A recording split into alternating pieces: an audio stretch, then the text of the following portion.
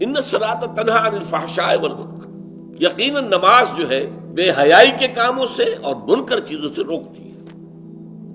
اب کون سی نماز روکے گی؟ ہماری نماز نہیں روکتی۔ کیوں نہیں روکتی؟ ہماری نماز کی روح موجود نہیں۔ روح تو کیا دور آئے گی، ہمیں تو یہی پتہ نہیں ہوتا ہم پڑھ کیا رہے ہیں۔ It's a parrot like repetition, یاد ہے بس پڑھ دیا جلدی سے جلدی کیا اور اللہ فیصلہ۔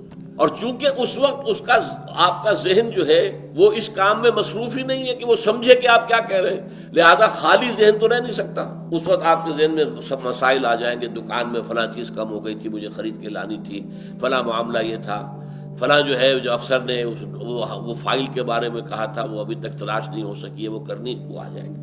اس لیے کہ دماغ جو ہے خالی نہیں رہ سکتا۔ جب آپ کا دماغ نماز کے اندر انوالوڈ نہیں ہے تو ویکوم رہ نہیں سکتا اس دماغ میں، پھر وہ چیزیں آپ کی آئیں، اسی کے اوپر آپ کھڑے ہو کر زبان آپ کی پڑھ رہی ہوگی اور دماغ کہیں اور ہوگا۔ ایک تو وہ ہمارے ہاں کہاوت ہے کہ ہتھ کارول اور دل یارول، یہاں یہ ہے کہ زبان نماز کی طرف اور دماغ اپنے دھندوں کی طرف، تو وہ نماز کیا اثر کرے؟ لیکن نماز کی روح موجود ہو، اس میں حضور ہو کہ میں کھڑا ہوں اللہ کے حضور میں، سجدہ کرے تو محسوس کرے کہ میں نے اللہ کے قدموں میں اپنا سر رکھ دیا ہے، یہ کیفیت نماز کی ہے، تو یقیناً وہ انسان کے کردار پر اثر انداز ہوتی ہے۔